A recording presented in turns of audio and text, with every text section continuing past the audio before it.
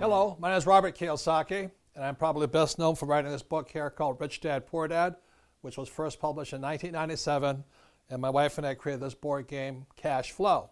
And the purpose of our work is to increase people's financial IQ. So, question people often ask is, what is a good return on my money? Some people say a 10% return is good. Well, so that means if I put in $1,000 and I get $100 back per year, that's considered good. But what you're going to find out today that's actually chump change. It's not that much money.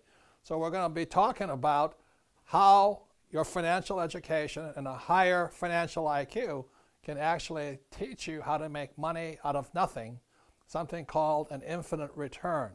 So I'm going to bring up my sweetheart Kim and Ken McElroy, our business partner in our real estate deals. He's also a Rich Dad advisor, author of the ABCs of Real Estate. And they'll be actually talking about a real estate deal that we have done where we got an infinite return.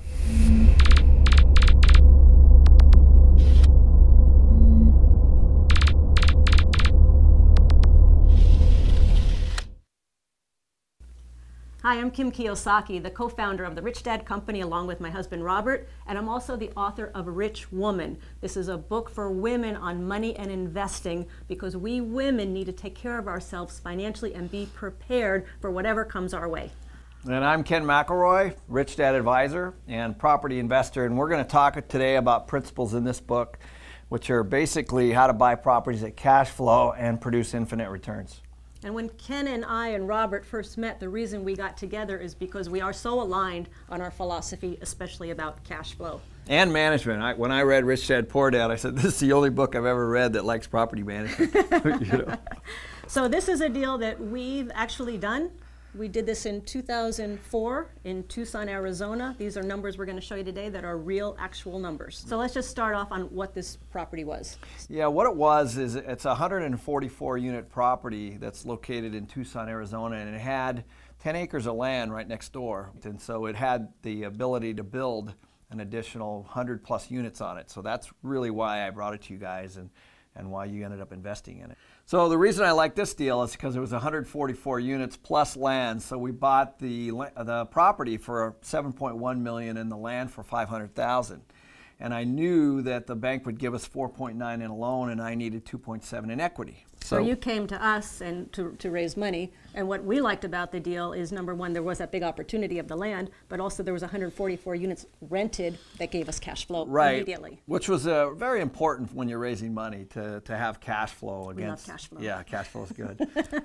So then the second part is we go to the bank and we say, okay, we've got these 10 acres and we want to build 100 plus units on it, and we ended up getting a construction loan with another for another $5 million.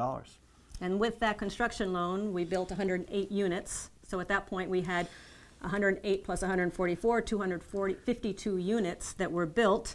And it took us some time to get it up and running, to get it leased, get the cash flowing. And once we could get the cash flow, more income was now coming in. Right. And we were able to then at that point go back to the bank and refinance. Yeah. So it takes about a year to build it and about a year to lease up that property. So once the whole property is what the bank calls stabilized, then you go get a new appraisal. And that appraisal came in at $15.7 million. 15.7. Yeah. So of the 15.7, how much of the bank loan did we get?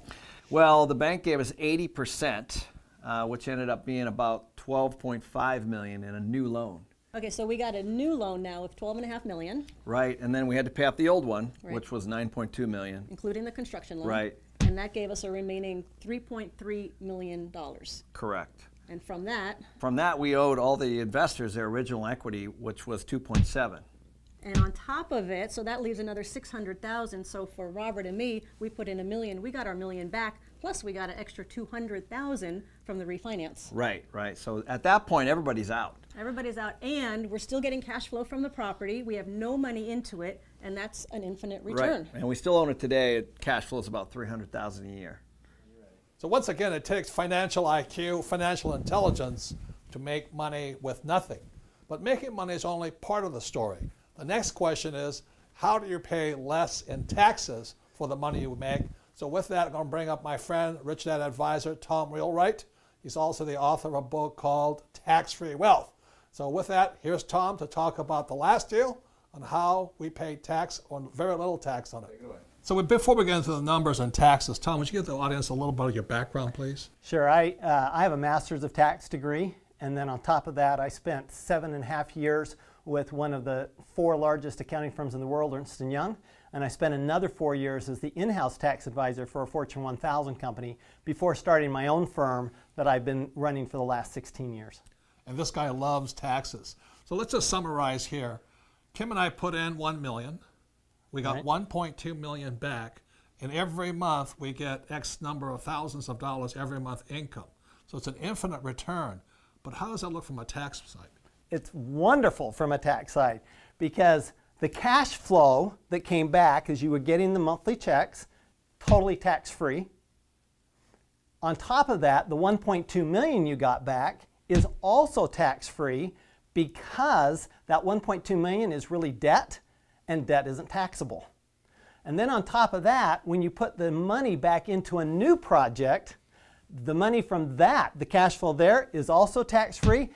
And in addition, because there's so much tax benefits in these real estate deals, you also got to use tax benefits from the real estate to offset other income, and the government actually wrote you a check. Right. And the thing about it, the government wants you to do this because, number one, we provide housing, okay? And we use debt because they want us to use debt. They want us to borrow money. That's exactly right. The tax law is merely a series of incentives for real estate investors, other investors, and business owners.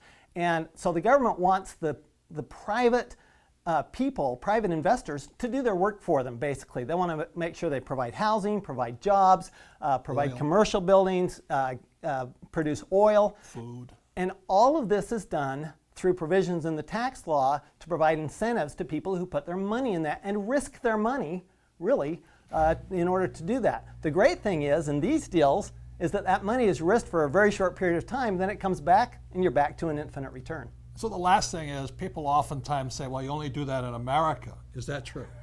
What's great, and in my book, Tax-Free Wealth, I talk about how this applies to every country. There are lots of countries that have these exact same provisions, and the tax law in every country is really just a series of incentive plans. That's all it is. So with that, that's all part of financial IQ, is how do you make money and how do you minimize taxes legally.